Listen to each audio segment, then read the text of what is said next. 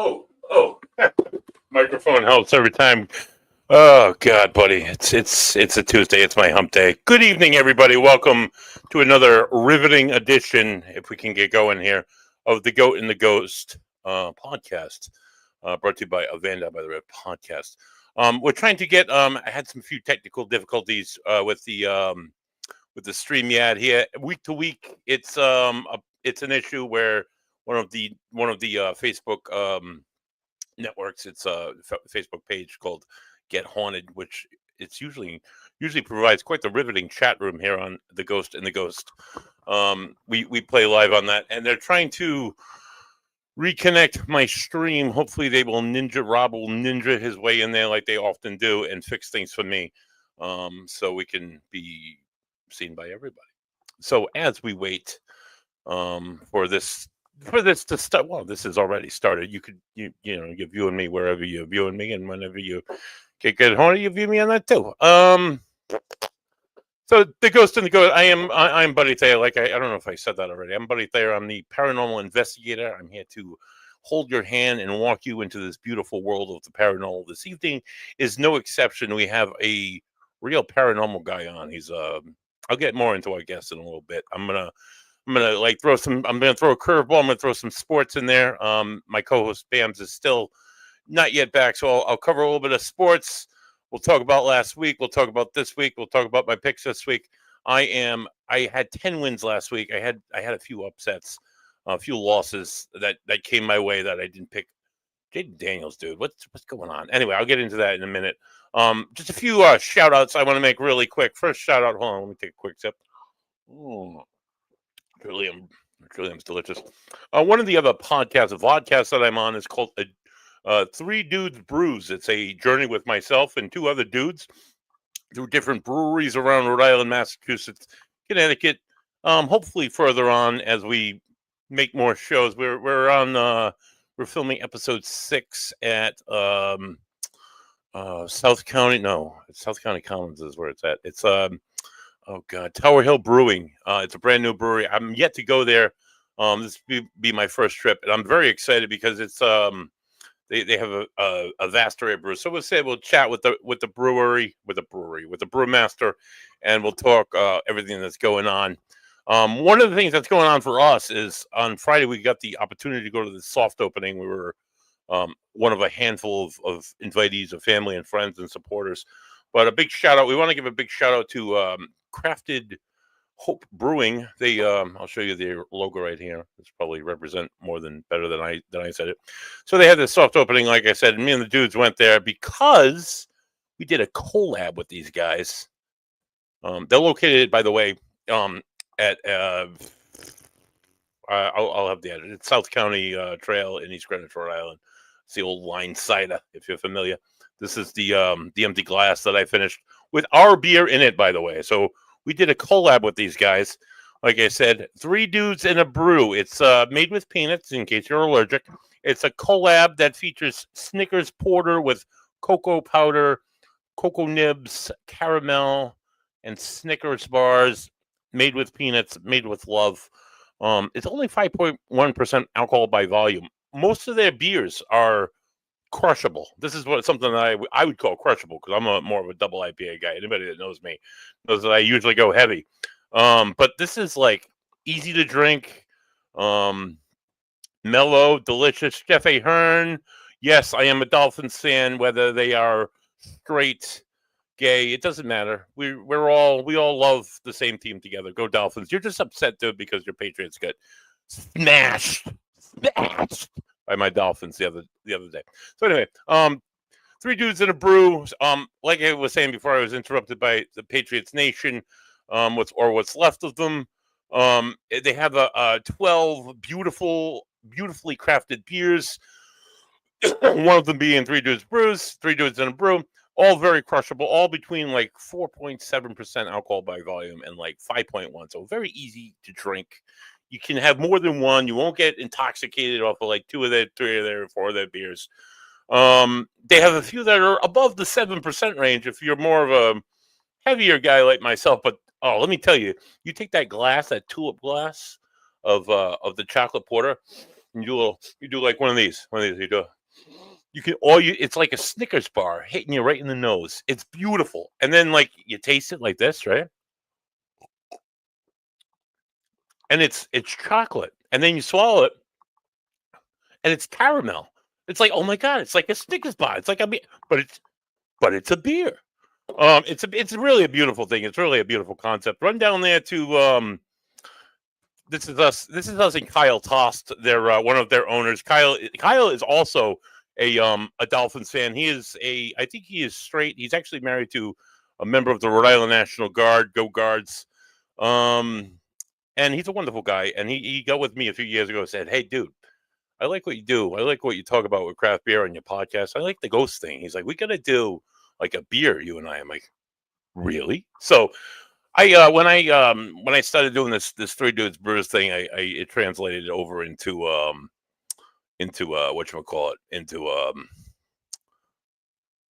Three Dudes in a Brew. It just I'll jump back in. Oh, great. Thank you, Robert. And hopefully that gets going soon.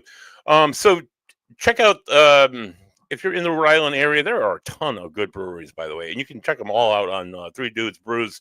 You can see it on Van Down by the River Podcast on Facebook or vandownbytheriverpodcast.com. There's links on there. That's probably not updated. And yeah, Facebook. Just check out Facebook and YouTube. We're on YouTube. So sports. This week in the NFL, we have some. It's a different kind of week this week. It's a different type of year in football. I mean, we got the typical Thursday night games, but we have a special Black Friday game, which is basically the NFL's way of saying, "Hey, let's make some more money." Sure, guys, let's do it. So they're going to have another game on Black Friday. I think it's tremendous. Have games, make the football seasons like 30 weeks. I don't know. Do it like baseball. Do it like hockey. Do it like all the other sports. Have it more than like 3 months, because that's. I don't know. And said people get hurt. Tua would have to wear a giant like a baseball. I don't know, some kind of like 3 helmet system, or I don't know. But anyway, I digress.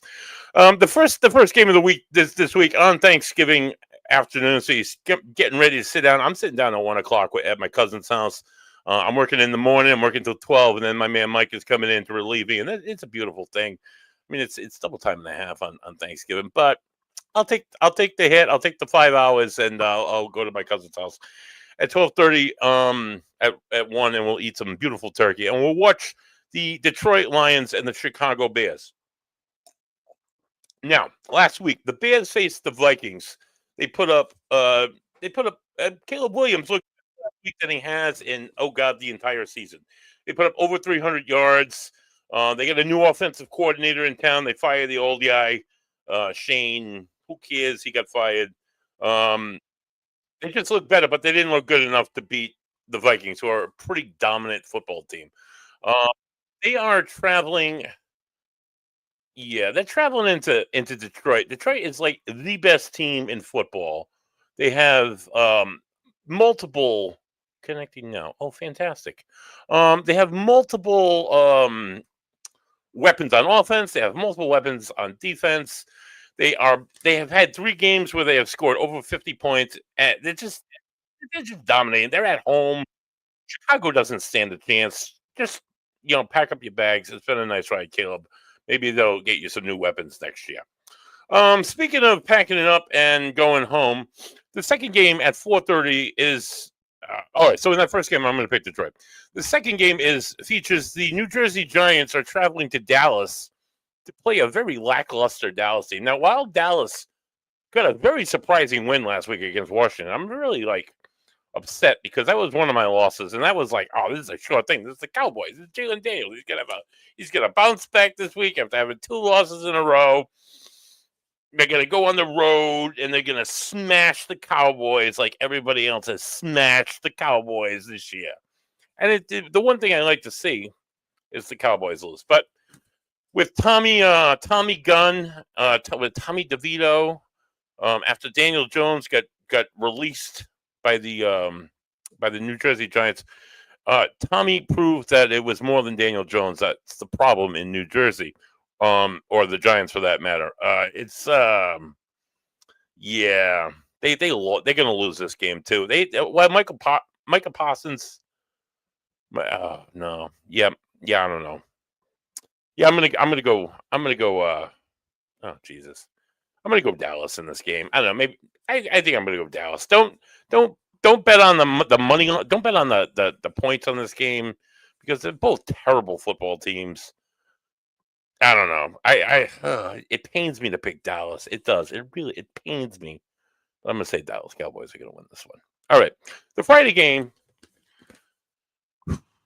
the Black Friday game at 3 o'clock in the afternoon. What a weird time for a football game, but an NFL game. People are out shopping. Actually, you're home in your computers and you shop. I'm gonna be probably. I don't know. I'll probably be at the hard opening for Crafted Hope Brewing, which is on Friday. It starts at 11 a.m. But anyway, Friday, November 29th, Black Friday, Las Vegas Raiders, who are absolutely atrocious, except for their linebacker Crosby, take the show on the road to Kansas City. And while Kansas City has a not really undefeated, a nearly undefeated season, they are shaky. Honestly, they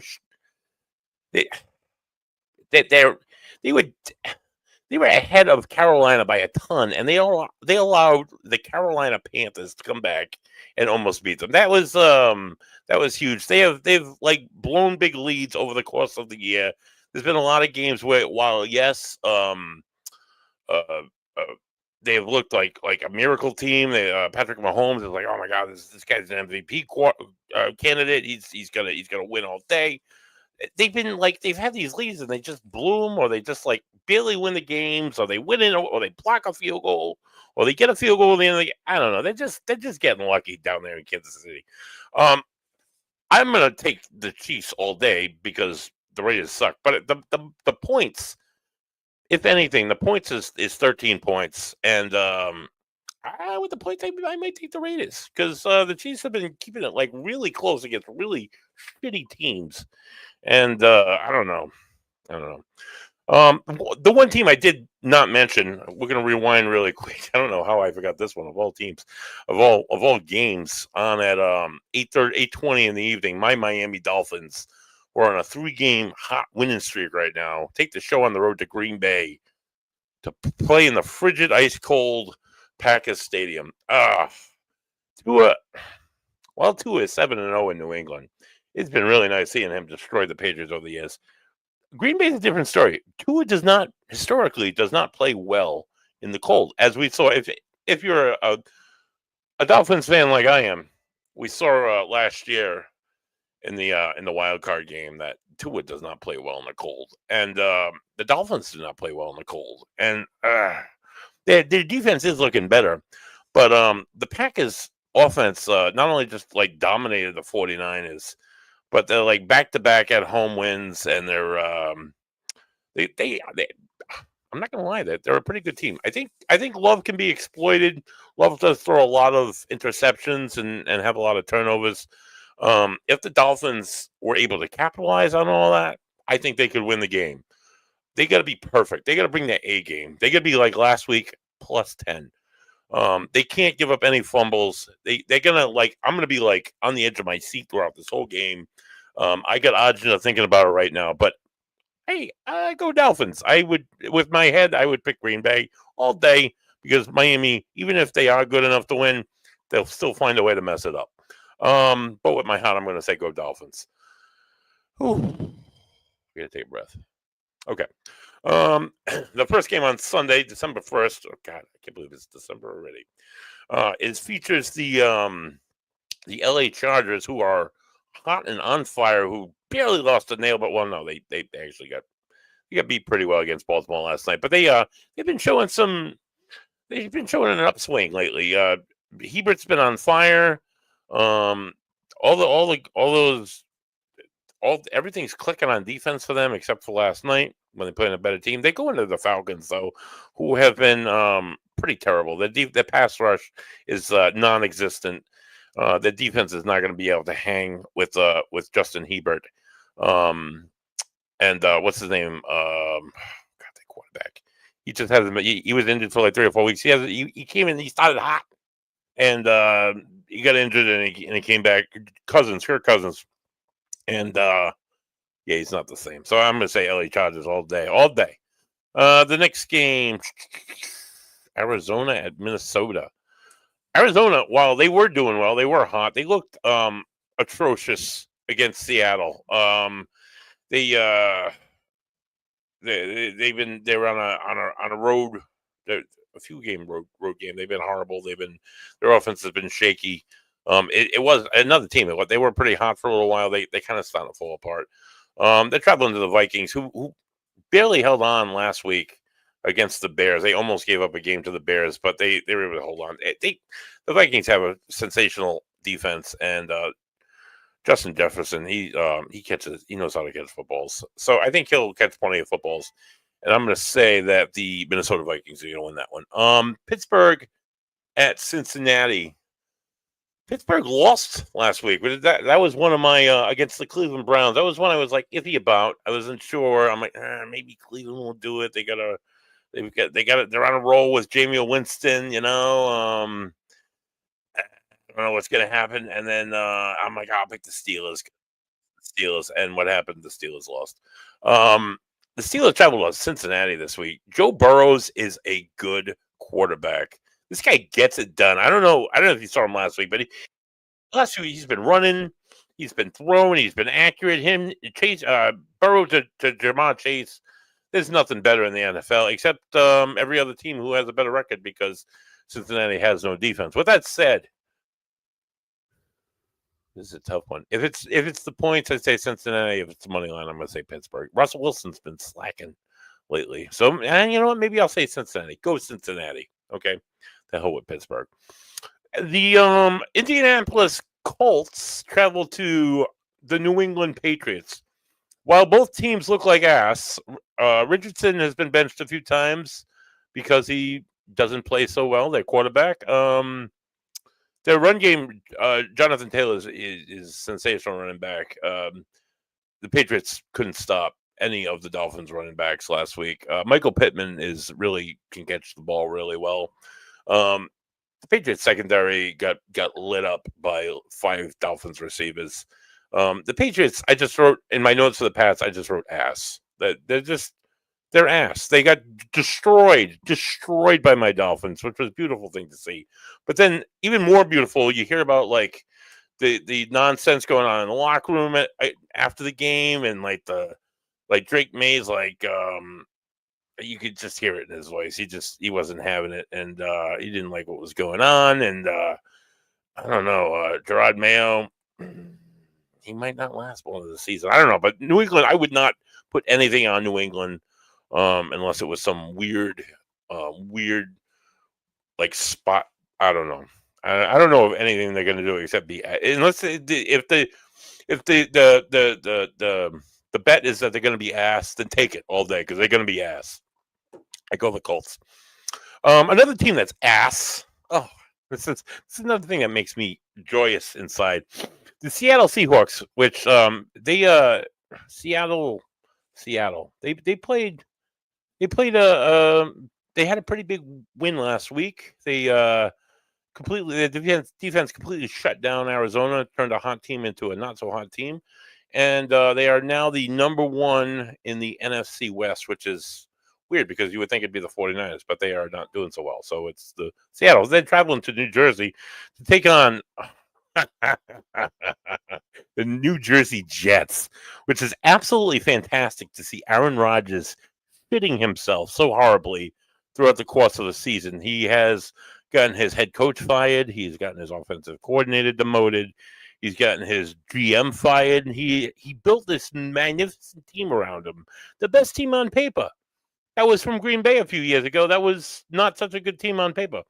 And he assembled it in New Jersey. And sure enough, they still suck, which is even better to see for a Dolphins fan, because the only thing I like better than seeing the Bills and the Patriots lose is to see the Jets lose, because it's the Jets, and they're just like, they're like the worst of the worst. I'm sorry if you're a Jets fan, anybody. The Tennessee Titans are traveling to Washington to play the Commanders. The Titans have a decent defense. They can possibly, they could possibly disrupt Jaden Daniels. Jaden Daniels has been disrupted quite a bit in the last 3 weeks. The Their quarterback Levis is ass. He is terrible. Fortunately, they have Pollard, the running back from Dallas, and he is quite the runner. I don't know if Washington's defense can stop the run as well as people have been shutting down Daniels. I think Tennessee can disrupt Daniels. I think Washington might not win unless they return to what I don't know what they were doing differently. I don't know what they changed their game plan up, but dude, it's terrible. Go back to the way you guys were doing things before when you were winning. I don't know. That'd be my advice. Take Tennessee. The Houston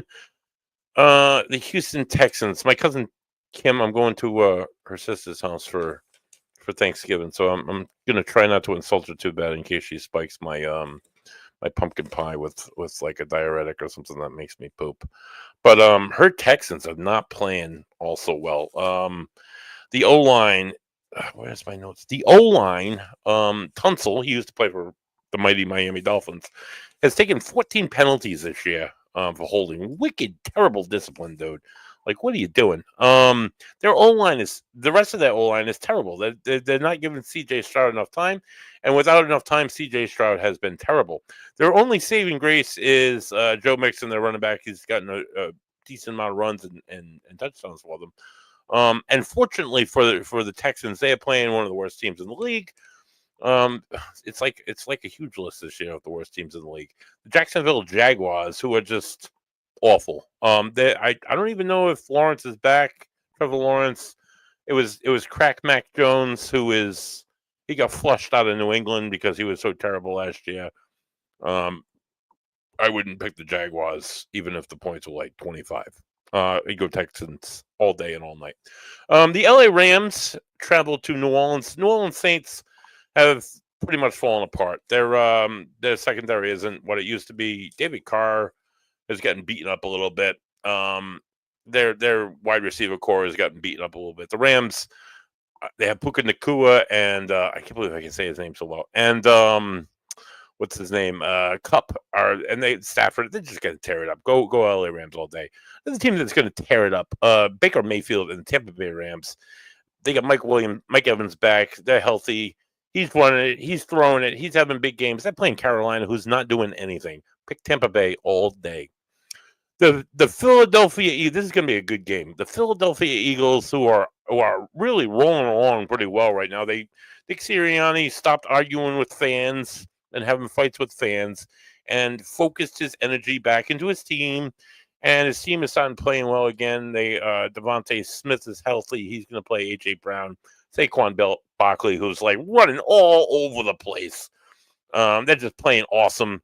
They're playing a mediocre Ravens defense. Now, the Ravens, as awesome as the Ravens offense is, their defense isn't going to – I don't think that defense is going to hold up against Philly, and I think Baltimore is going to take one off the chin. I wouldn't go points on this. I just go money line. Pick Philadelphia. It might be a close game. Baltimore might show up a little bit more than I think they will, but go Philadelphia.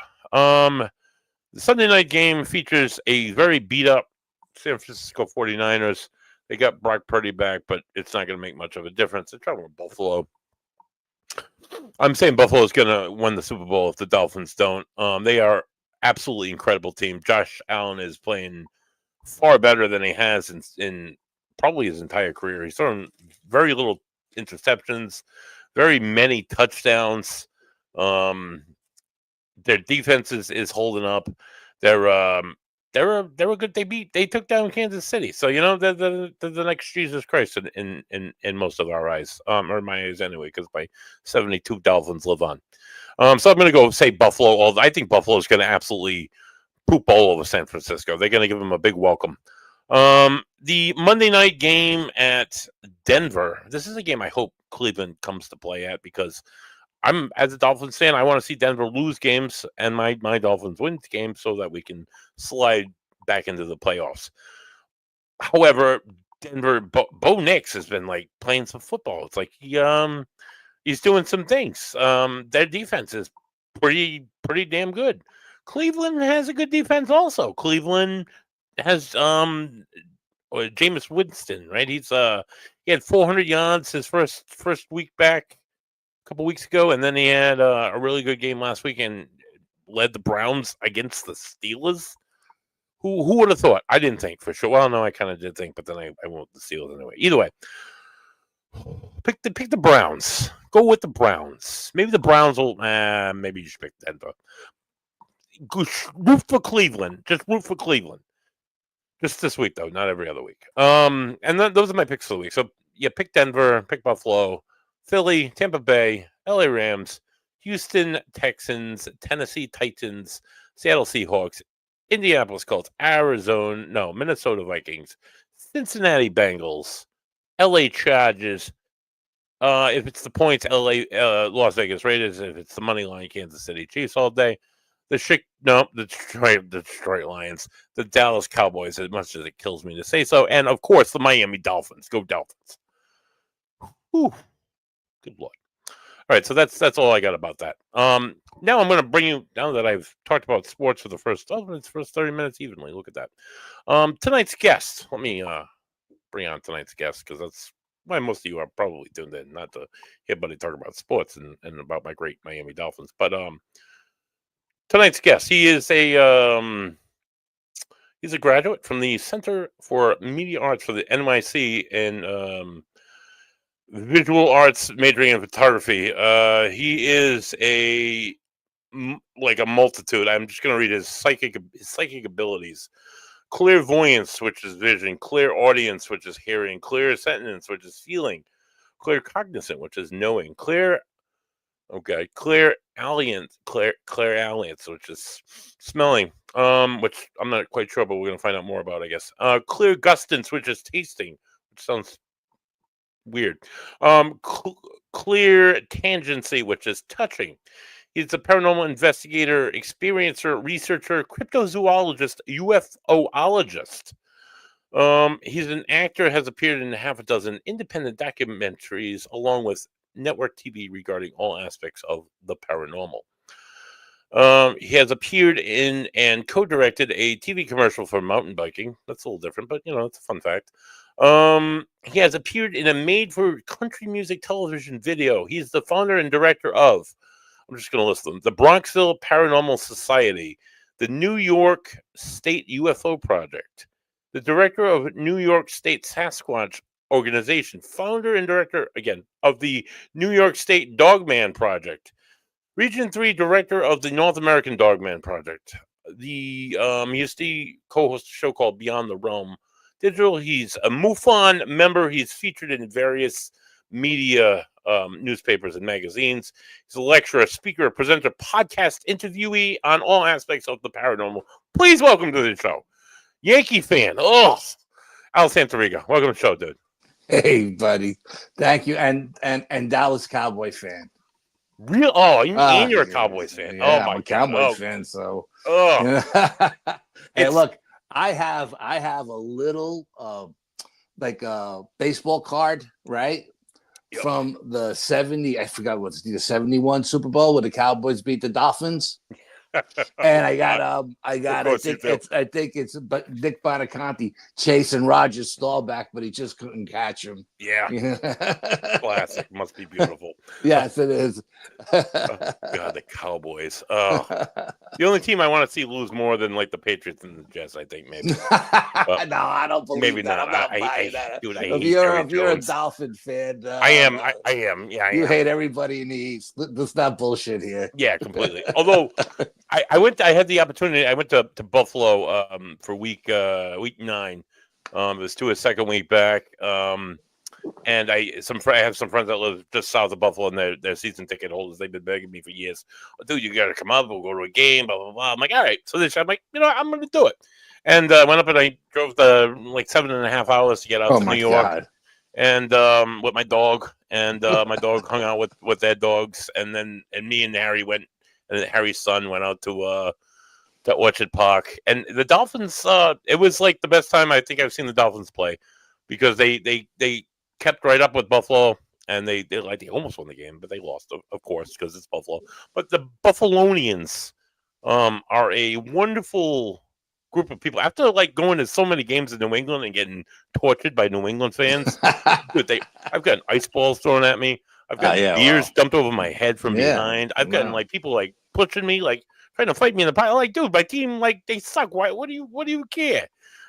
Just like stupid shit. And then to go to Buffalo, I mean, they jump through plastic tables, but other than that, they're really great people. You're almost like family, but you're a Dolphins fan. So it was a really cool environment for New York. I mean, I'm not trying to talk any trash about New York. New York has that, that edginess to it sometimes. But look, nobody's worse than Philadelphia. So you know what I mean. When it comes to fans, the Yankee and Boston, New York and Boston fans are tough, but no one was more dirtier than the Philadelphia fans. You know what I mean? And the same people that go to the hockey games go to every other game as well. So you know what I mean? Nice. So you get the same crowd in every game. So you know what I mean? Yeah. Good friend of mine is an Eagles fan, and he told me when they built the Lincoln Financial Field in Philly, they built a court and jail cells because right inside. Yeah. Fans are so frequently arrested. Yeah, they're just so rowdy. Absolutely. Yeah. Oh my God. Hey, I got to see in 85, I think it was, when the Bears were really good. Was it 85 when they were undefeated? Yeah. I was down in Florida when the Bears came into Monday Night Football to play the Dolphins, and the Dolphins were horrible. Yeah. And I was there, and I was sitting on the 50-yard line, and I seen the Dolphins beat the Bears that night. It was amazing. Wow. Oh, that was a great game. And it was crazy. I never went to a football game where you could just walk up to the window and buy a seat. You know what I mean? Yeah, here in New York, you got to get them in a will. You know what I mean? Right. Yeah, exactly. Yeah. Oh man. So tell me, Al, how long you've done? You're like a 14, I guess they call it, investigator. Oh God. You do everything essentially. When did it start? How did it start? With you? Okay. My mom was a psychic, so people would come to my mother in her sleep, and she would talk all night long. Whenever anybody close to the family or in the family passed away, they always went to her first. And it didn't matter if my mother was down in Florida visiting my sister, out in Colorado visiting my brother, and in Italy visiting relatives. They always went to my mother. That she would call New York and say, "Go check on this one. Go check on that one." My grandmother was a white witch. Mm-hmm. My aunt was a white witch. I had a cousin who was a black witch. And what's the difference, please? Well, white witches only practice, they don't practice anything dark or negative. You know what I mean? They don't put curses on anybody. They don't do any dark stuff. Where my cousin was really on the dark side, and she practiced the dark arts. And so, growing up in my family, if I'm going over my cousin Dino's house to spend the weekend, or my cousin Anthony's house, family would be there around the big table at night when we were supposed to be sleeping, but we'd be in the hallway hiding in the shadows, and they'd be doing tarot cards and stuff like that. Yeah. And you would see like the candelabra, the flames just dancing and stuff like that. It was mind-boggling. And I didn't know it was paranormal. Growing up in my family, paranormal was normal until I got older and I started telling my friends about it, and they all thought I was out of my mind. Yeah, right. But, it is what it is. But, so that's how it started. My brother being one of the first parapsychologists in the United States. Wow. He always had a library of books in his room. So as soon as he was done with it, and it didn't matter if it was ghosts, cryptids, UFOs, I was reading it after he read it. You know what I mean? So it's cool. Just in the family, It's just, yeah. I honestly, since I started like delving more into this and looking at myself and looking at my own lineage and whatnot, I have found that a lot of people who are gifted, I wouldn't call myself gifted. I mean, maybe I'm more in tune with things with my own body, but people that have these experiences, it tends to run in the family. Do you find? I mean, obviously, you find the same to be true because it runs in your family. But do you find that with other people that it's more a genetic thing, or is it more an open-minded? How do you think it works out? You know what? Normally, I would agree with you, but my brother, being the parapsychologist, hasn't had like really any paranormal experiences his whole life. No matter, even when he was like investigating the Amityville horror house and stuff like that. I think he's seen one UFO, riding over the Alps in Italy one summer with a bunch of his friends from the village. Basically, but other than that, so I don't know why it passed my brothers by, but me and my sister got more of my mother's genes, I guess. I don't know, but honestly, I don't know. I would say yes, but then my brother is the opposite, you know. So I don't know. No, I mean, it's just like. Really, it's just like conjecture. It's not. You can't really prove any one thing to another. It's just and you know, I got all that stuff. You know, my friends all tell me I'm psychic. I don't claim to be psychic by any stretch of the imagination, but when I go to locations, like we were at a location one time. We were doing like this building from like the 1600s. Yep. And the basement was all it's like stonework and everything. Awesome. And the doors in the basement were like 4 inches thick. Yeah. They were humongous. Yeah. Of course. Yeah. And I walked down in the basement and I felt like I was on a boat and I was rocking like this, you know? And when I got to the other side of the room, I just sit there and I was like, whoa, what the hell just happened? And then the team psychic that was there, she came down and she did the same thing. And I go, did you just feel like you were on a boat? She goes, yeah. And I told her that just happened to me too. And then she went upstairs and I stayed downstairs. And a little voice in my head, this is when I started hearing like voices in my head, right? The little voice said, touch the stone. So I touched the stone. And then the voice says, now touch the door. And I touched the door. And in my mind's eye, I seen like what do you call that? They smuggled the slaves up to Canada. I forgot. The Underground Railroad. Underground Railroad, right? Yep. So later on that night, the psychic went down. I came up. And later on that night, we're sitting around the table. John Zaffis was there. We're all hanging out. I know John. Yep. And John's a great guy. I love John. Yeah. And we're hanging out. And I says to one of the girls on the team who was the historian, I said, does this building have anything to do with the Underground Railroad? And then the psychic turned to me. She said, why did you say that? And I was like, because this is what happened to me. She says, Al, I swear to God, the same exact thing happened to me in the same location. You know what I mean? So I list all that stuff, but I can't do it at will. It's got to come to me. Like I go up to locations. I may smell a perfume that no one else is smelling. Right. I may taste something that no one else is tasting. You know what I mean? So I have these abilities, but I'm not at my beck and call. They come whenever they want to, you know? Right. Oh, exactly. I feel the same way almost. I've been on an investigation where we were in we were in an apartment on the second floor, and a woman lived there, and it was very plain bedroom and whatnot, and one investigator was on one side of the room and I was on the other, and he's like, do you smell something like a perfume? I'm like, no, I don't really smell. There was no draft, there was nothing, no air conditioner on. It was like probably like to a fall, excuse me. And no, I don't smell it. Then like within like 45 seconds to a minute or so, he's like, oh, I don't smell anymore. I'm like, oh, all right.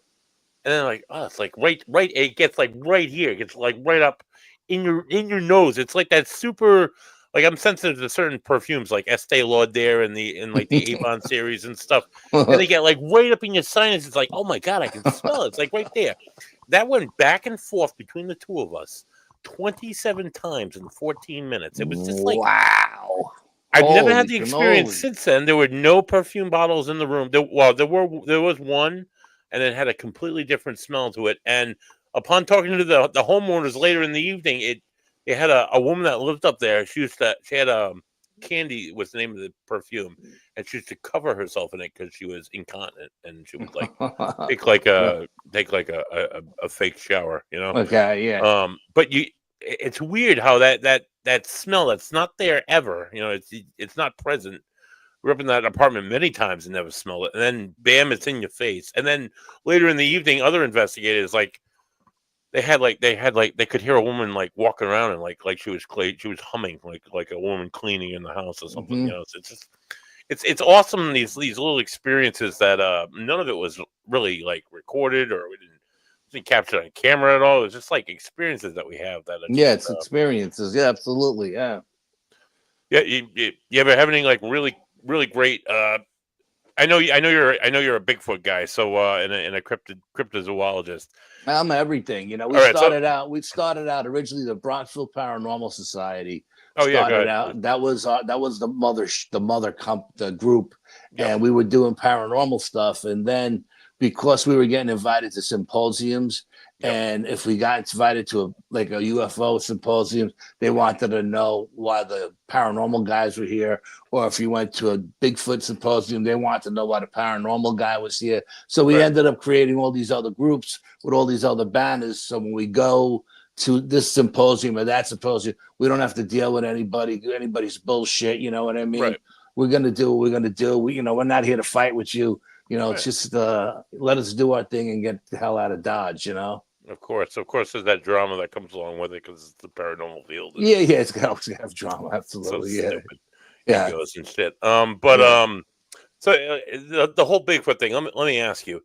So you investigate Bigfoot. You investigate cryptology, right? Yes. Right. Crypto. Yeah. Have you evidence or seen experience of a cryptid? Many times. Really? Many Okay, times. please.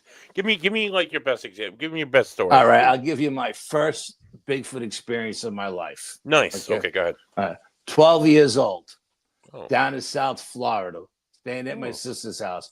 That was my summer camp. Little town called Davie on the outskirts of the Everglades. Okay. Right. Back then, 1974, no Wow. sidewalks. The biggest thing that happened in that town was the rodeo on the 4th of July. Okay. Yep. My sister had a house out right along the Everglades, and it's called Sunshine Acres. Yep. And we were back in the back of the lot. Me, my cousin Anthony would come down with me every year. He was 3 years older than me, and he would spend the summer with me. We would spend, we had a great time there. My brother-in-law put us to work during the day in the mornings, but in the afternoons we had dirt bikes and we had our guns. We went in the woods. We did all kinds of shit. We had a great time. So one night we're hanging out, me and my cousin Anthony, watching wrestling or something, right? And she had 2 big German shepherds, 125 pounds each, canine shepherds. 6-foot fence around the property, but the front was opened because she had a circular driveway with a fountain. All right. The dogs, we start smelling something disgusting. Oh my God, it was so bad. It was burning our eyes. The dogs are going absolutely apeshit crazy, right? I grabbed the dogs, I put them in the garage to keep them quiet because my brother-in-law is an ex-Marine and he doesn't want to play. He don't play any games. When he wants to go to sleep, he wants to go to sleep. He works we had a restaurant in town. So he's there 12, 18 hours a day.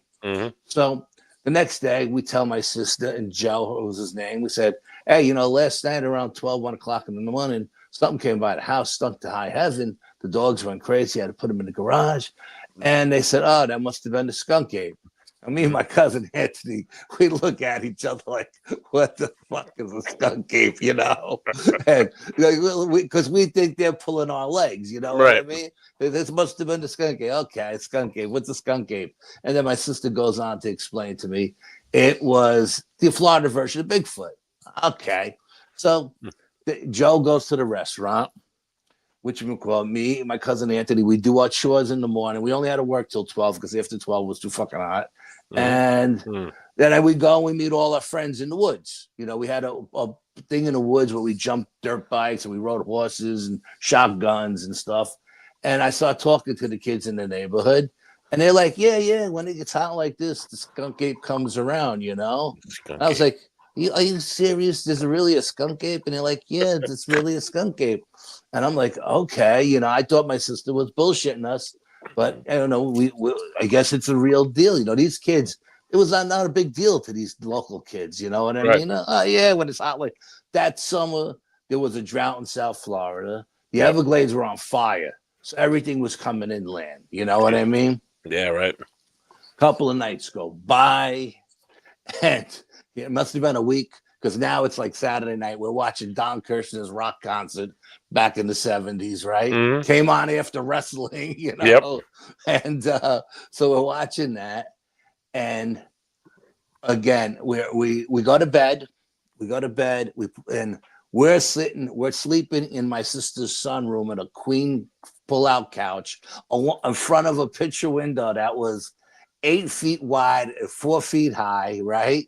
And we're sitting in it, and we're laying in bed, which me and my cousin just laid down, and we see this giant shadow go across the wall.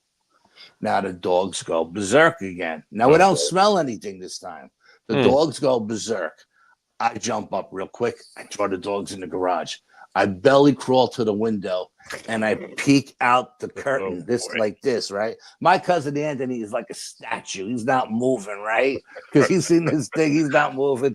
And I look out the window, and there in the middle of the driveway is this thing to me that looks like King Kong. Okay? It's 9 feet tall.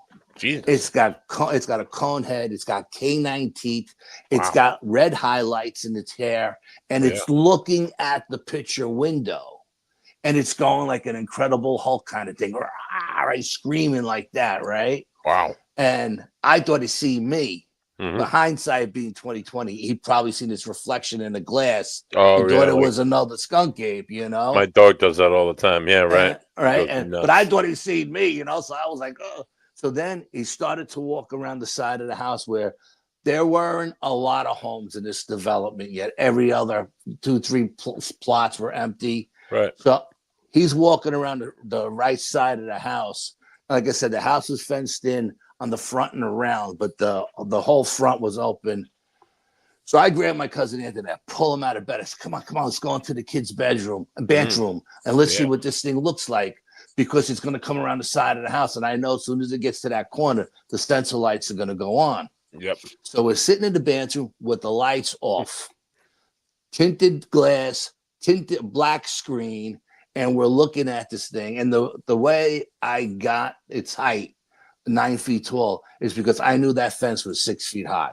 Oh, and this thing was head and shoulders above the fence. Okay. Good Lord. That's a big animal. And he's walking along the fence line, and the whole time, he's looking at us like he could see us. And we would duck down underneath the window, pop back up, and he'd still be looking. At one point, he stops, picks up a wild watermelon, takes a bite out of it. There's nothing left but 2 nubs, throws the nubs down, and he starts walking towards the back of the property. I grab my cousin and said, come on, let's go out in the patio. Let's go on the patio. We go out to the patio because we know as soon as he gets to the back of the house, the sensor lights are going to go on. Right. He gets to the back of the house. We're inside the patio, in the screened-in patio. Again, it's a black screen. As it walks by, the lights go on. We're watching it. It's looking the whole time it's walking. It's looking at us. Okay. Jesus. Gets behind our house, right directly behind our house. The guy whose house was behind ours had a man-made lake. Squatted down, sipped the water out of the lake, and walked off into the woods where we hung out and partied and had our bonfires. Okay. Yep. And then once he got into the woods, he just started screaming to high heaven. Now we're surrounded by canals, or one lane bridges over. You could only get 1 car at a time over these, and then we're surrounded. Okay. So the next day, my sister gets up, and we're bouncing off the wall. We can't wait to tell him. We've seen the skunk ape last night. It's a monster. It looks like King Kong. You know, we're going on. My brother goes, "Come on, show me." We go outside, and along the fence line, we measure the tracks. They're like 18 inches long, 9 inches wide in the sand.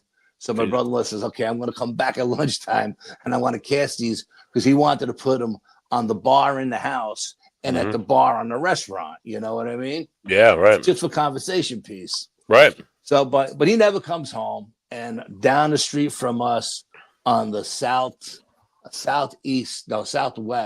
was a horse rancher, and every time they would take the ride, they would take groups of people into the woods along the trails. They always went by our house, and they went right over those tracks and destroyed them all. So we never got any of them casted.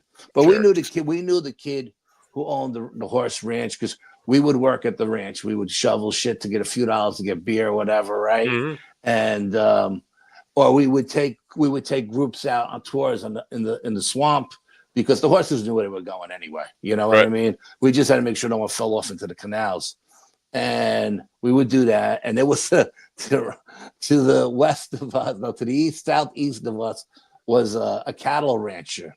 Okay. Mm-hmm. And this guy hated us because every time we came around the corner on our dirt bikes, we would be going so damn fast. And being that the roads were gravel, we would have to go up on his lawn, not to go down. You know what I mean? Yep. And we would tear up his lawn all the time. My brother-in-law was constantly buying that guy new sod all the time, right? Because we were just animals, you know. Yeah, of course. And so we tell my brother-in-law that we are telling everybody what's going on. Oh my God, can't believe it! It's a monster. This, that, and the other thing. And so a couple of nights go by, a couple of weeks go by, and it's pretty quiet. Nothing's happening. And my brother-in-law, when he closed the restaurant down at 12 o'clock, he always come home about 12 o'clock. He would always bring all the burnt pizzas that nobody wanted. And me and my cousin Anthony would eat them like Avons. You know, it was our midnight snack. You know what I mean? Right. So we're all sitting in the patio out in the back. My sister's up. My brother-in-law's up. We're all eating pizza. And we hear like a 30-30 going off. Bomb, bomb, bomb, bomb, right? So we run to the side of the house. And you can see the muzzle flashes from the gun. Bomb, bomb, bomb, bomb. So my brother says, jump on your bikes and go over there, see what's going on. So we jump on our dirt bikes and we head over. We just go across everybody's lawn. The whole neighborhood. We ran through everybody's lawn. We got there, and really good friends of ours lived across the street from the horse rancher. And we get there and we're talking to them, and everybody's out in front of the horse rancher's house, the whole neighborhood, you know. Mm-hmm. And he's like, and I'm asking my friend, what happened? What happened? He says, the skunk ape came over here tonight, you know, like his father had just gotten a wild Mustang or something from Wyoming. Yep. And the horse was so wild, I had to keep it in the corral. Couldn't put it in the stalls because it would kick and make all the other horses nuts. Okay. Yeah, right. And he had a Native American Seminole come in every day to work it, to break it. But at night he would leave it in the corral. And this 9-foot skunk, 1,000-pound skunk ape snuck up on this horse and grabbed it by its hind quarters. Okay. And the horse must have kicked out or something. I mean, that's the only way the horse could have got away. He must have kicked out, jumped the corral, and once he got into the pasture, by then the rancher was out, seen the creature, and he starts shooting at it with his 30-30. Bang, bang, bang, bang. Wow. Creature runs off into the swamp. Sheriff comes, tells the sheriff, you know, you got to come. You got to start doing more patrols. I know we're out in the middle of nowhere, but this creature's all over this neighborhood. So he says, okay, we'll pick up the patrols here. Don't worry about it, you know. Mm-hmm. This town had 2 cops. It's like Mayberry, you know, at this time, right? And but it's a cowboy town. You know, everybody had 3 rifles in the back of their pickup truck. Of course. Yeah. And so we go there. We're hanging out. The next day we go back to the horse ranches because we know the Native American was coming to get the horse. Mm-hmm. He goes out into the pasture. He gets the horse. He brings it back. The sheriff is there. All our friends from the neighborhood are there. And when he brings the horse up to the corral, the horse has got handprints on his hind quarters. Like if you was to grab somebody and squeeze them on their wrist. The impression. That's not claw marks, fingerprints on his ass, on the horse's ass. Yeah. And, the horse rancher is going absolutely apeshit because he just bought this horse for a ton of money in Wyoming, you know, and that is, this is what, you know, so he's telling the sheriff, you got to pick up the patrols, blah, blah, beep. So they're like, all right, we'll pick up the patrols. So then a week goes by, you know, and the creature hasn't come out of the swamp after being shot at, but you can hear him. Like where we used to have our bonfires, you can hear him screaming back there at night. So put an end to our bonfires, you know. Right, of course. Nobody was going back there at night. He was pissed. He just got shot at. Yeah. So my sister and my brother-in-law had friends coming down from New York. They said, look, you guys got to babysit the kids tonight. We got friends coming down. We're going to take them out to eat to, you know, Manhattan, Miami, dinner and dance, about a beep, bada boop. You know where the guns are if you need the guns. Watch the kids. Okay, no problem. They get home around 2:00 in the morning, and the dogs go running to the front door when they hear the car pull into the driveway, you know. And I opened the door. The dogs ran out to see my sister, and we're all sitting around the car. My brother goes, "Any action tonight?" And then we're like, "No, or everything's quiet on the Western Front." No sooner than we say that, we hear the most blood-curdling scream that you've ever heard in your life. Just send chills down your spine. My sister grabbed both of the dogs and ran in the house, locked the door. Okay. My brother-in-law says, "Get in the car. Let's go see what happened." Now, right after we hear the scream, we see a double-barrel shotgun go off. Boom, both barrels. This is coming from the cattle rancher's property. Now, let me explain something about the cattle rancher. This dude had a white Brahma bull in his pasture that was the size of a minivan. Okay. Holy shit. This bull, if it weighed 2,500 pounds, it weighed an ounce. Okay. Wow. I was a martial art guy. So after we finished work, my cousin was a weightlifter. He was a big dude. And he would go in the garage and work out, and I would jog. Okay. Yep. And our Sunshine Acres, our square was like 2 miles square. And I would run it every day. Well, there was a house on one of these streets that had this giant Saint Bernard, looked like Cujo, okay? Yep. And every time I ran past this house, this dog would go apeshit crazy, okay? But he was too big to jump over the fence, but he was a big dog. Well, one day I'm running past the house, and the lady who lives there is coming up the block. She hits the automatic gate opener so she could pull in, and the dog makes a beeline after me. I'm running for my life. There's no trees in Florida to climb up like here in New York. Right. Oh, yeah, right. I'm running, and this beast is gaining on me. I get to the cattle rancher with the Brahma bull. Now, their fence was only like a 4-foot fence. You know what I mean? I dive over this fence into the pasture. The dog jumps up on the fence, is going nuts, and all the foam is coming out of his mouth. And I look up, and there's the Brahma bull looking at me, right? Oh, boy. And I'm looking at the Brahma bull, and I'm looking at the dog, and I'm like, oh, man. And I noticed that the Brahma bull is paying more attention to the dog because the dog is making so much noise. Of course. So I start working my way around all the cows out the front gate, trying to get to the front gate, putting those cows between me and the bull, because the last thing I want is for this thing to come charging me, right? Right. Oh, Same time, the lady is screaming for the dog to come back. The dog goes back to its house. She closes the gate. I go out the front gate. I run home. Boom. So I know how big this bull is. I was up close and personal to this bull. Minivan size, okay? That's huge. That's just a big animal. And when we went to the rodeo on the 4th of July, I was talking to all the cowboys that rode the bulls, because that's who I was. I was like, yeah, this is so cool. And they said, yeah, the one thing about the Brahmas are the most ornery bulls there are. He said, there's something about Brahmas. They don't play games. They're ornery.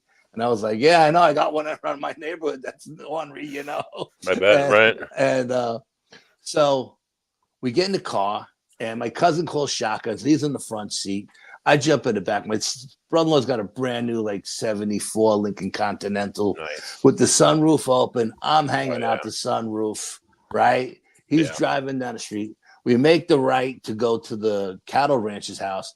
And just as we get to the corner, the deputy passes us. Now we're stuck behind the deputy doing 2 miles an hour. Yep. And he's got the spotlight pointed towards the swamp, right? Looking for Now we can see at the far end of the velvet another car coming around the corner. So we just assume it's the sheriff, because there's no traffic there, that time at 2:00 in the morning. And so we're stuck behind the deputy, and everybody's looking to the left because that's where the spotlight is looking. And the creature runs out from the right side of the road, from the darkness, and the deputy hits it. Wow. And this car looked like it hit a telephone pole. It stopped dead. Wow. The creature goes down, takes down a school bus sign that's supposed to be unbendable up to 250-mile-an-hour hurricane winds. Well, when this creature landed on it, he pancaked this sign, flattened it out, right? Jesus. I'm hanging out the sunroof. The creature gets back up. He limps over towards the deputy's car. My brother-in-law hits him with the high beam to get a better look. Okay. And we're maybe 4 feet behind the deputy, and this creature gives a hammer punch to the front of this car. It just looks down at the deputy and screams at him, Oh, shit. And the back of the car comes off the ground. And back then, the cops had the shotguns in between the passenger and the driver. It wasn't in the trunk like it is now. So it limps off into the swamp. The sheriff comes around the corner and he sees the police car spread out all over the road, puts his lights on, he comes down and he starts asking questions, and the deputy tells him what happened. And he says, "Why didn't you shoot it? You had a shotgun right there." And he said, "The shotgun wasn't big enough." He just looked at him and said, "Shotgun wasn't big." So then he took our statement because we've seen what happened, and we said the same thing the deputy said. At this point, the cattle rancher comes racing up in his pickup truck. Mm-hmm. And he says, "Sheriff, you got to come back to my ranch and see what that damn skunk ape did to my prize bull." Oh, and I'm like, "What? There's no way this creature can kill that bull. That thing is like the size of a minivan." So we go around the deputy. We follow the sheriff and the farmer, the cattle farmer, and we get back to his ranch. And the sheriff is panning the pasture. And they're in the middle of the pasture, and these Brahma bulls are white, you know what I mean? So he's panning the pasture, and you come across the body of the Brahma bull, and it's sitting there in the middle of the pasture with no head, just bleeding out. What? So then he pans like another, 30, 40 degrees, and there's the head 100 yards away on the other side of the pasture. Jesus. And that's insane. At this point, the sheriff says, "Okay, we're going to call in the state police. We're going to call in the county police. We're calling everybody." God, Jesus, that's crazy. And they showed up that night with horses and helicopters and dogs and every kind of police, every kind of cop there was in the area was there. Yep. And they told us to go home. We went home, and they patrolled that area. They went up and down the swamp all night long, and they found nothing. Because once this thing got into the swamp, it was gone. They couldn't track it anymore. It was incredible. Gone. Such an animal that large. It's just, I mean, your story is like incredibly detailed. It's incredible narrative. But when I tell this story, I'm there, 12 years old. Oh yeah, I bet. Reliving it, sticking out of my brother-in-law's out of sunroof, seeing this thing and everything is happening in slow motion. It's surreal. Everything is time stands still when shit like this happens. You know what I mean? Oh, for sure. It stands. Like, was that a movie? Was that? Yeah, it's just like. I mean, like you don't know.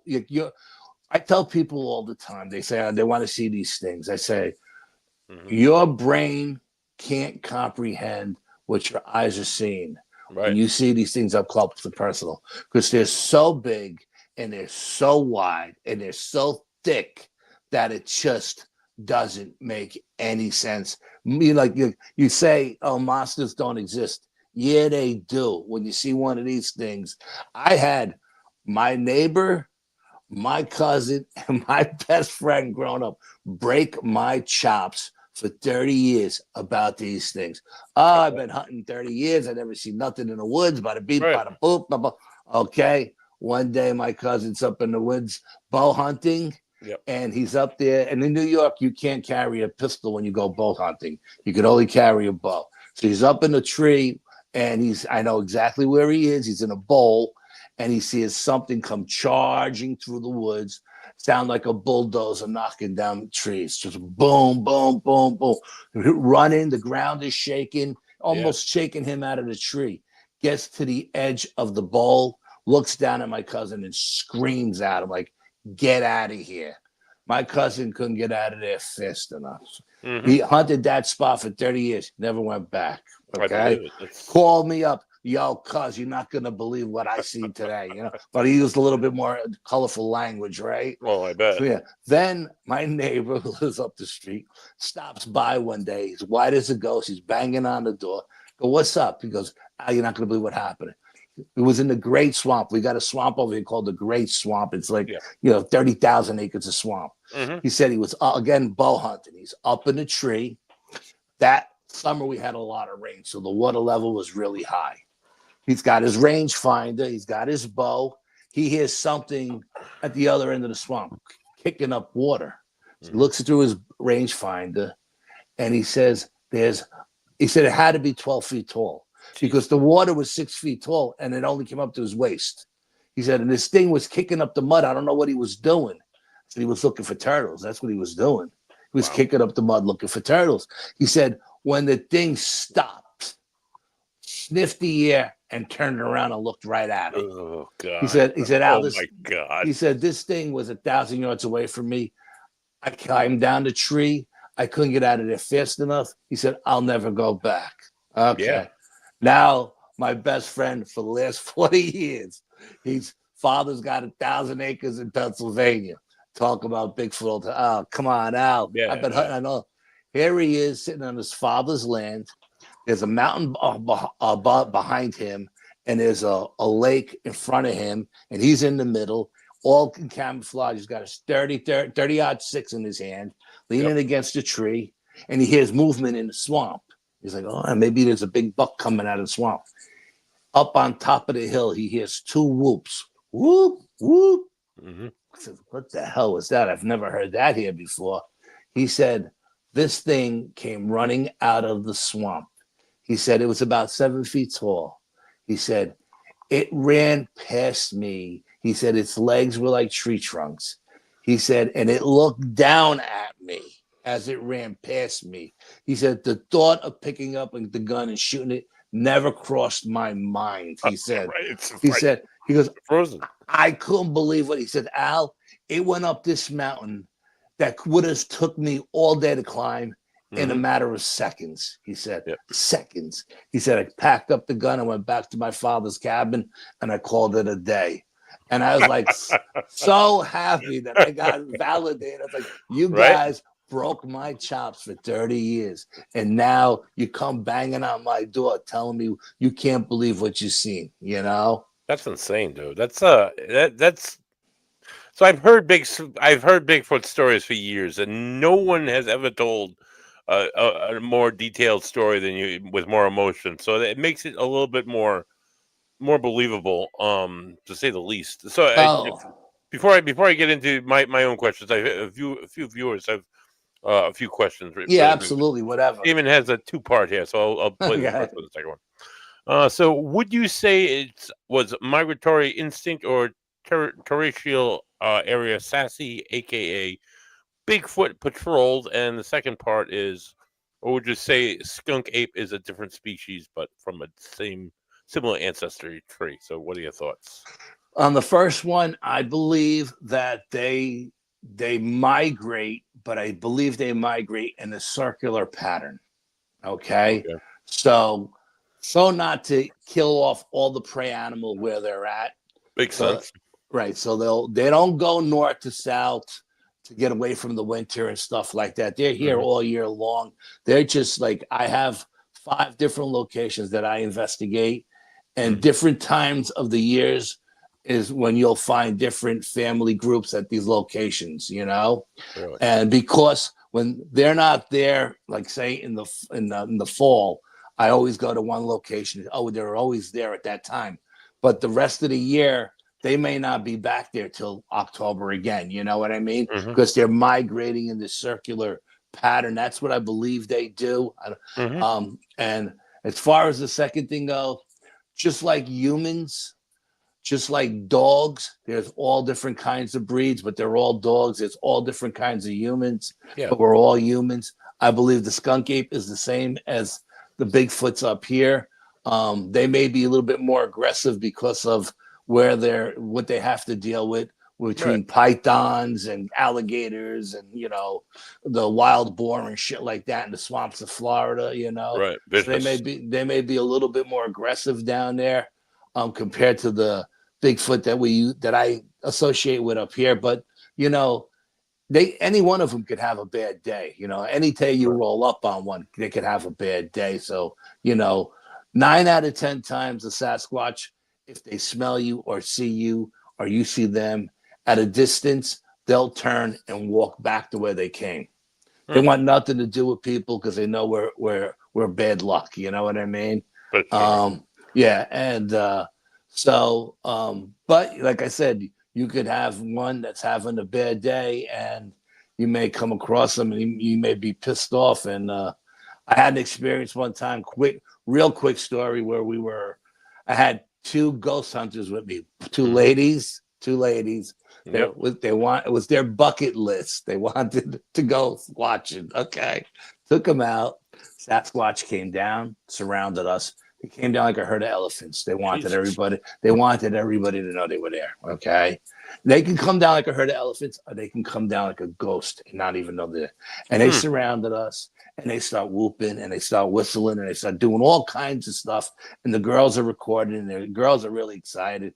And then, for some reason, the girls started to get nervous because they started throwing rocks at us, but little rocks that weren't hitting us because I had a circle of glow sticks around us for ambient light, and the rocks weren't coming inside the circle.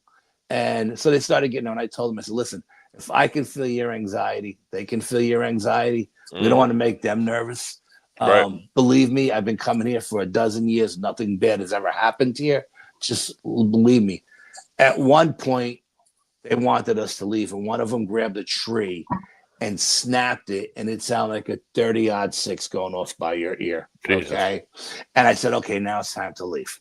Okay. We leave, we pack up and we leave, and we're being herded out. There's one on either side of us, and there's one behind us, and they're herding us out. Okay.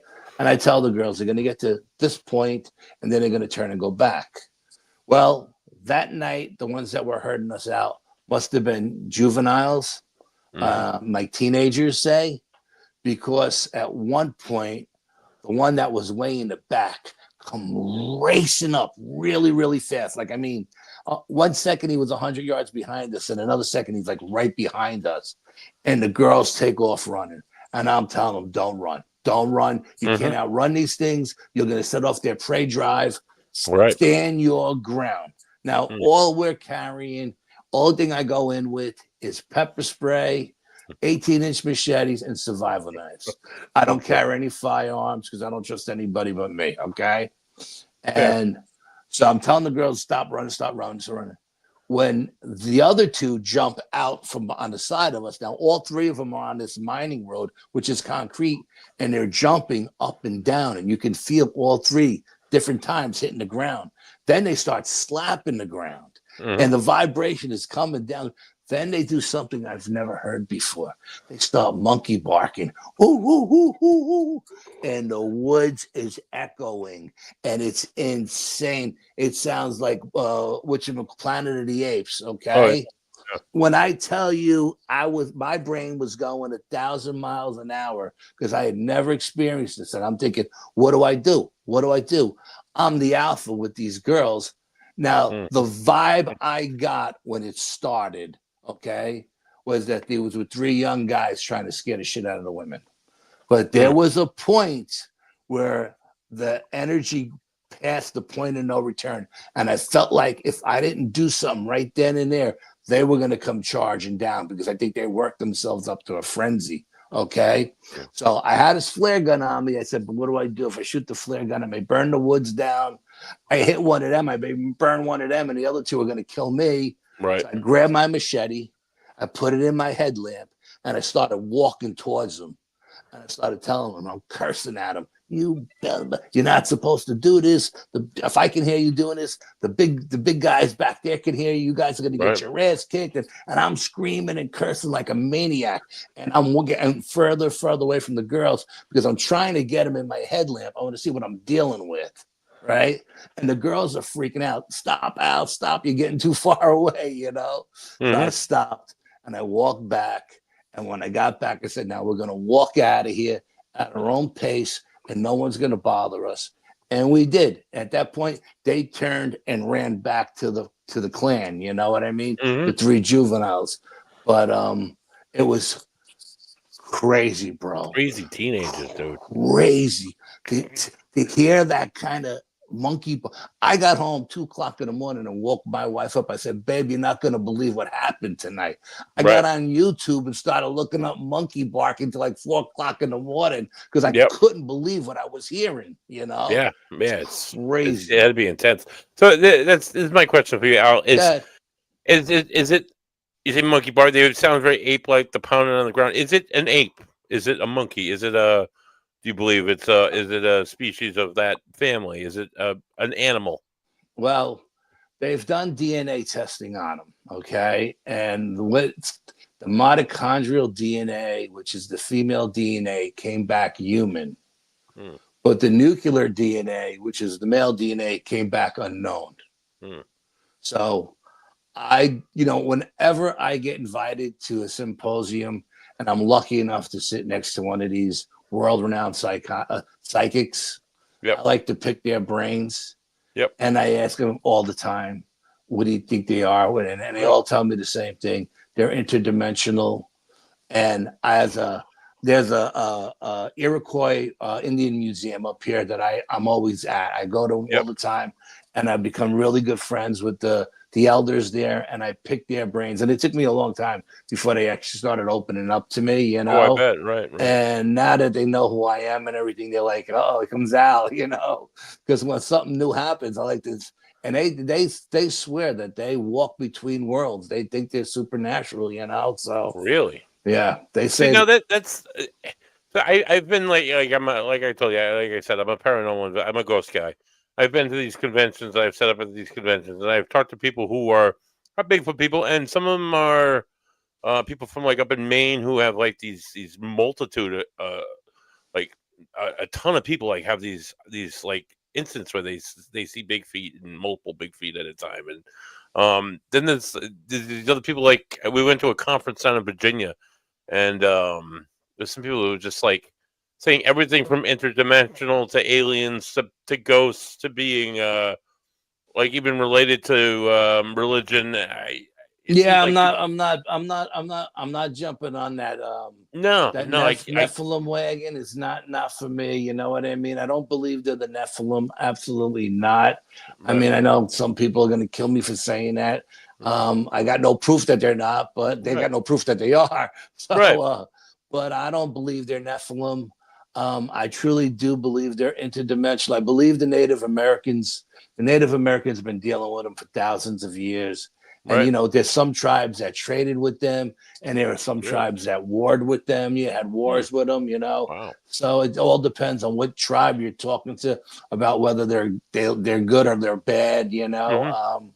So I know a lot of people, like the one thing in the Bigfoot camp is they either believe they're apers or they're interdimensional, and the apers don't believe they're interdimensional, and the interdimensional people don't believe they're apes.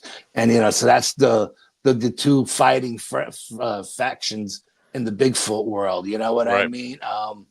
When I tell you, when I first started, I thought they were the missing link. You know what I mean? Yeah, right. That's my opinion on these things have in the last 25 years have changed so many times. You know what I mean? The more you deal with them, and the more you experience them, and the more weird shit you experience with them, the more you realize there's more to these things than just apes. You know what I mean?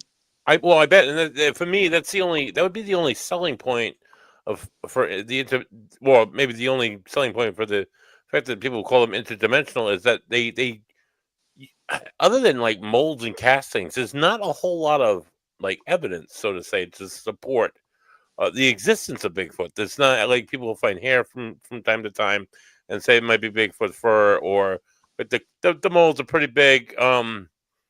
The video that was put out in the 70s, I don't know how real that might have been. I have people who tell me it's 100%. I have other people tell me it's 100% bullshit. Nah, if you're talking about the Patty video, Patty video is real. There's no doubt. So? Yep. Okay. from the very first day I seen that video, from when they put it out, me and all my cousins were at a movie. We were watching James Bond or something, right? And after the James Bond movie, this little reel came on. It's whatever minutes, how many minutes long it is. And I turned to my cousins right then and there, and I said, "That damn thing is real." And of course, they broke my chops over that my whole life. But from that day on, I've never changed my mind. That video is 100% real. Oh wow! So that's what we would perceive them as. But like they disappear. They just like, why has it never been like people? The biggest argument I think against Bigfoot is, why have like hunters never found a dead body, or like, why is there no scat that has been found? You know, why is it never? They find scat. They find scat. Do they? They find fur. They've never found a dead body. But you know what? I had an FBI agent tell me many, many years ago. God, it's got to be like 20 years ago. We were hanging out at a neighbor's house. And one of the neighbors' guy was an FBI guy, and he found out I was a Bigfoot guy. And he says, "Let me give you a little word of advice." He says, "Go ahead. You know, I'm all ears." He's like, "Whatever you do, don't kill anyone. Kill one of those things." And I go, "Why?" He goes, "Because there's a law on the books. I'm not going to tell you what books it's on." He says, "But if you kill one of those things, it's $10,000 fine and 10 years in jail."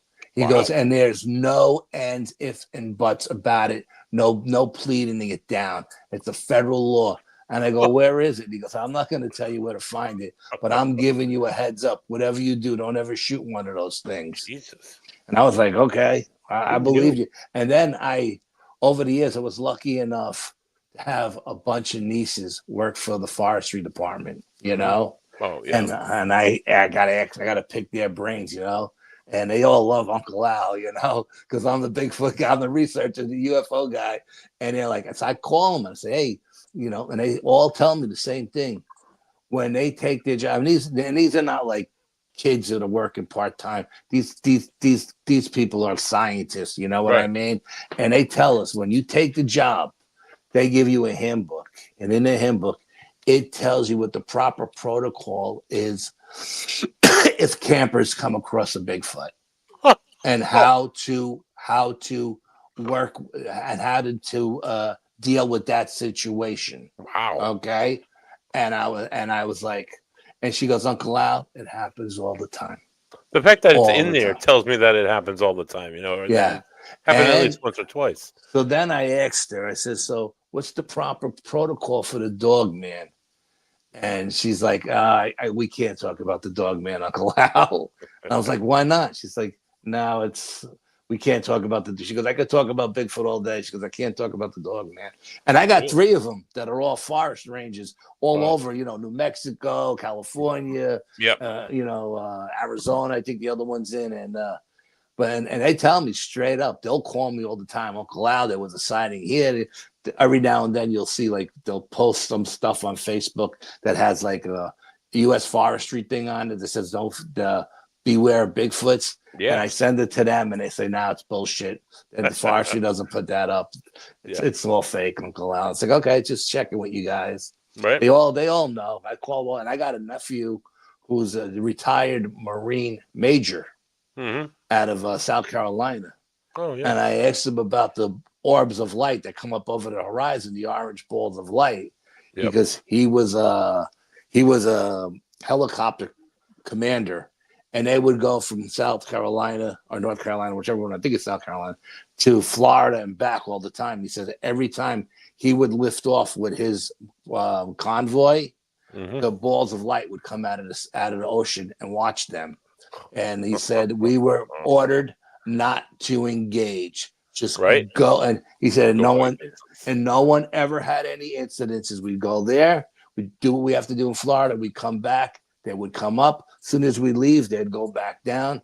He says, and we were told not to engage. And this guy's a major, you know what I mean? Yeah. So for sure. That's switching gears to UFO UAP. Really good friend of mine. He's a curator at a museum that I volunteer at, and he's He's an engineer. He also does grant writing very well, and he did a grant writing project with this research team. The last like 2 or 3 years, he's been involved. It was headed up by I'm not sure the guy's name, but he was a Navy pilot, an ex-Navy pilot who had numerous encounters with UAPs and UFOs. And their research project was funded by the federal government, and it was the level of safety for commercial pilots and airlines when encountering UAPs and UFOs in the atmosphere. And it was a scholarly, well funded research project that it's funny that a lot of this stuff, people are like, oh, the government's only releasing like little bits of information. Yeah, they are, but there's all this other stuff that's actually going on actively that people just don't know about. No, you just don't know about it. Yeah, I got a friend who's got a high clearance in U.S. Navy, got above top secret clearance, and he tells me about underwater UFOs. I forgot what they fly right into the water and stuff. He said they were. He wouldn't tell me where they were or where they were going because it was and he goes, we were on an attack submarine, nuclear submarine, and we were going to dispatch something. Okay. Yep. And he said when something was coming straight at us at incredible speed, he was sitting next to the sonar guy. And he asked the sonar guy, what the hell could be moving that fast? And the sonar guy said, the only thing I could think of is a torpedo. And he was like, oh, shit, I'm going to die, right? Right. This thing comes right towards him and then banks a hard right and goes past them. And the whole submarine shakes. Wow. And the commander comes down, the sub-commander says, okay, to my friends, like, you didn't see that. That didn't happen, But we just did the Western Connecticut UFO conference. I just did it with him. And he was telling that story. And he says, we don't have anything in our Navy that can go that fast. He said, it was incredible, Al, just incredible, he said. And I got another friend who works for the United States, what do they call them? The new thing, the Space Force. The space program, the Space Force, yeah. And he's stationed at a Cheyenne Mountain in Colorado. Oh wow. Yeah, and I was talking to him recently, and he was telling me some stuff. It's just mind-boggling shit what's going on out there. Yeah, mind-boggling shit. Yeah, the stuff that's actually happening. It's no, and so these UFOs that allegedly go into the water. Do you believe that they have like? I mean, most of the underwater atlas of the Earth is mostly uncharted. Because we can't survive to go down that deep and for that long. Do you think this is where they're hiding? Do you think they have something down there going on, or? No, I think there's bases all over the planet. You know what I mean? Above land and underwater as well. Absolutely, yeah. The way they go in and the way they come out, the way they create the anti-gravity force around the craft. You know what I mean? Lets them go through water like there's nothing there. The water never hits the craft, because the anti-gravity is keeping it at bay. So it's just zipping through the water like it zips through space, space and time. Yeah. It's crazy. Yeah. That's absolutely incredible. And so in my own like UFOs, I'm a little bit more okay. I'm willing to like take the step. You're like, yeah, well, you seen the videos I sent you, right? Yeah, I get the video. So I'll play. I took two of them. One of the 25-second one and one of the one. So I'll play the longer one, the 101. You can, or I'll play the one that flashes is just incredible. Honestly, I just picked two of them. So I'll play one right now, and you can talk about it after.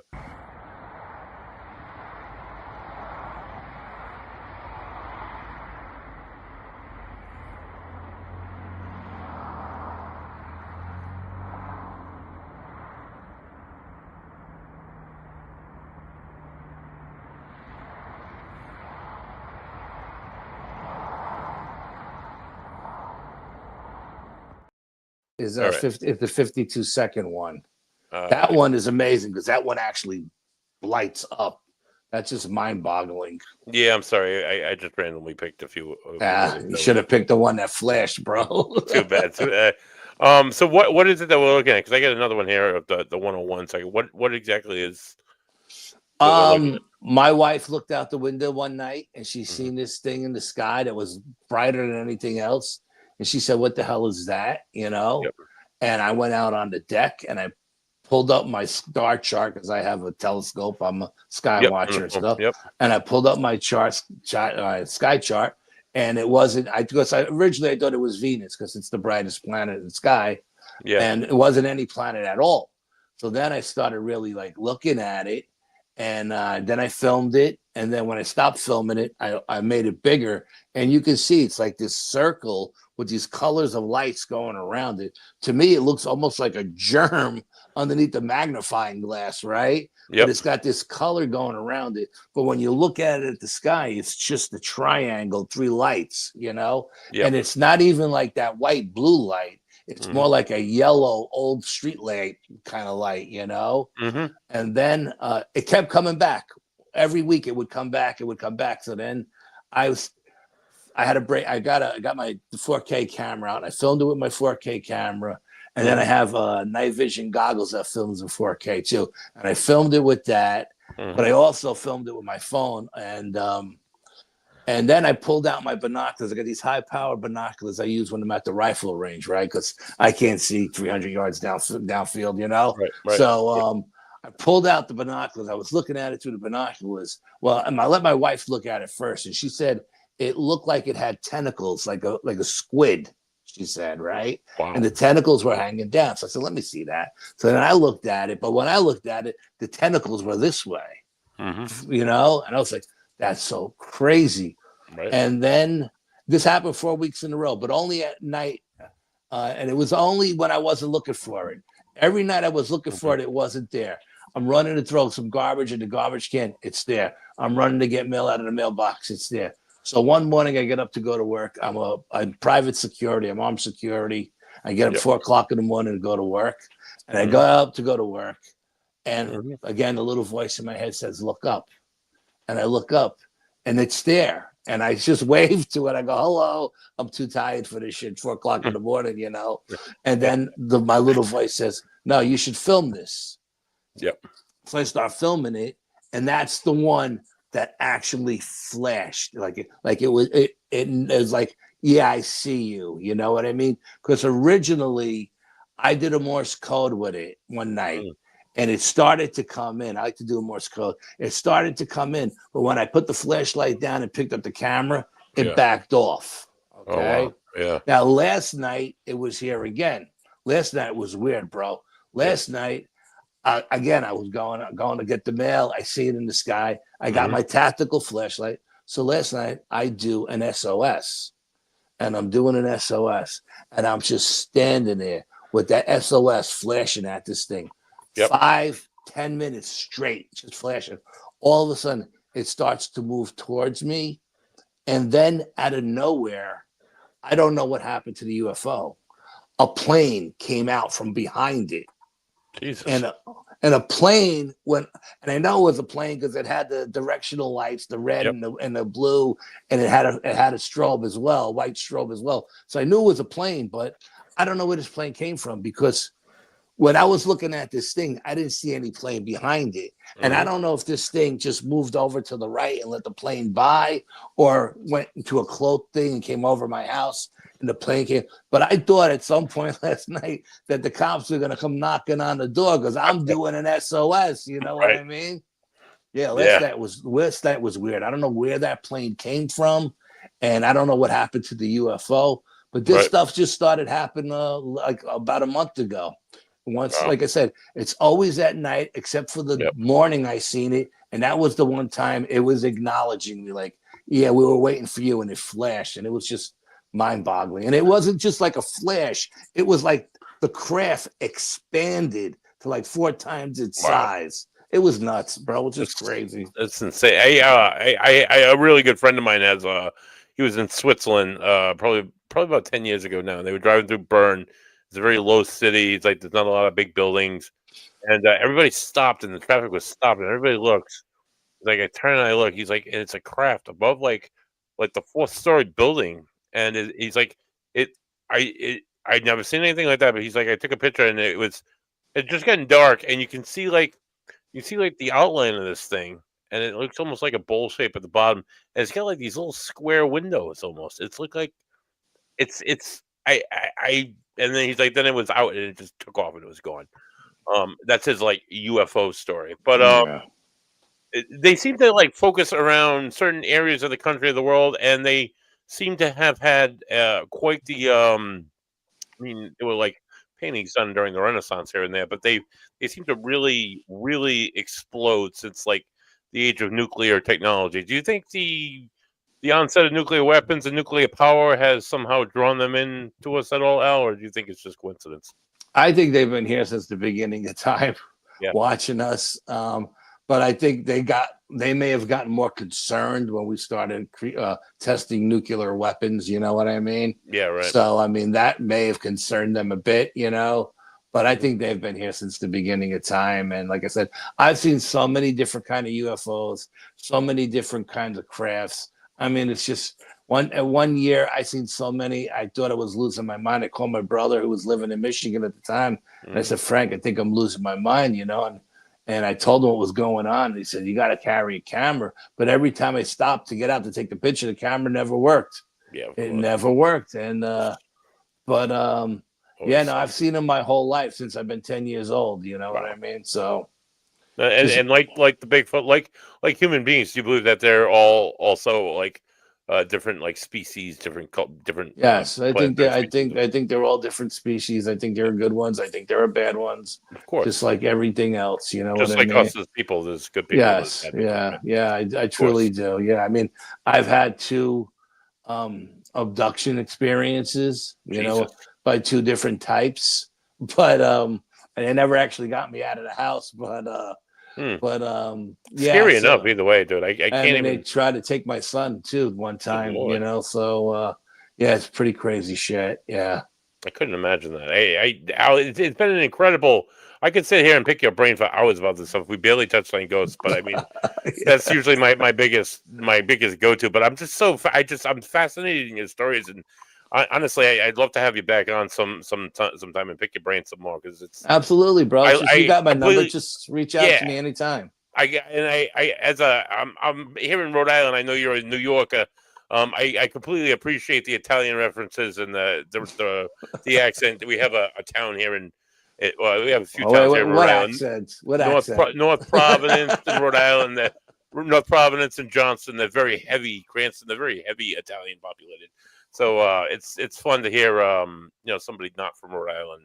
Kind of like with a similar accent. It's just that whole Italian thing. It's a beautiful thing. Before I let you go, though, you being a Yankees fan and me being a Red Sox fan, I want to share with you, when I think of Red Sox-Yankees rivalry, that has unfortunately died out a little bit. Yeah. Hopefully we'll rekindle. Hopefully we sign Juan Soto. Hopefully we do something this year, because it's all been the Red Sox lack of performance. But when I think of great moments in Red Sox and Yankees history, I think of this one moment. I just want to share this before I wrap up this evening. So here we go. And third, nobody out, and this is over the head. Actually, must have hit the bat of Kareem Garcia, and a foul ball, and Garcia immediately pops up and screams at Martinez. Yeah, that was perilously close to his head. Martinez hitting Soriano and Derek Jeter. The last time the Yankees and Red Sox played in a 2-1 game won by the Yankees back in August. Now Joe Torre. Well, they warned both benches. I guess it must have nicked the helmet. I thought it hit his bat too. I thought it hit him in the back. Really? It was behind his head. Well, Martinez now pointing. That's the wrong thing to do.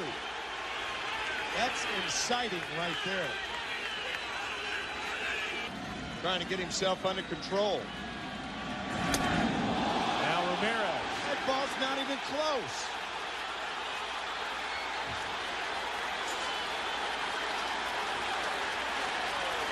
You talk about looking for a reason. Absolutely.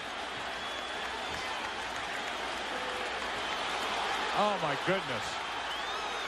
Don Zimmer and Pedro Martinez. Oh. That's awful. Don Zimmer, a 72-year-old man, went into Pedro Martinez's face and Pedro Martinez threw him down.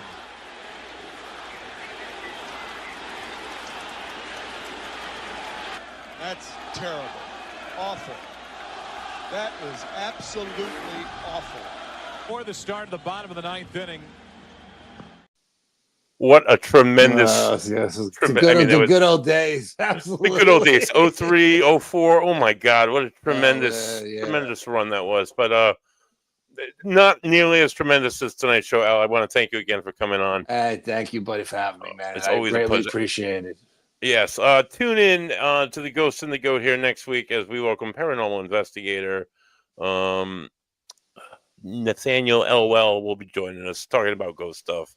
He's the founding manager, lead investigator at Newport Paranormal Society. Yeah, he does a bunch of ghost stuff, and I do a bunch of ghost stuff. So we'll talk about a bunch of ghost stuff. We'll talk about my Miami Dolphins' great win when they win on Thanksgiving evening in Green Bay. And we'll talk about more paranormal Good luck stuff with that. and shit that nobody believes is real. For Al Santariga, for you all, this has been Buddy Thayer. This has been the Ghost and the Goat. I thank you for all for tuning in. Have a good week. Happy Thanksgiving. Eat a lot Thank of you, turkey. brother. And stream.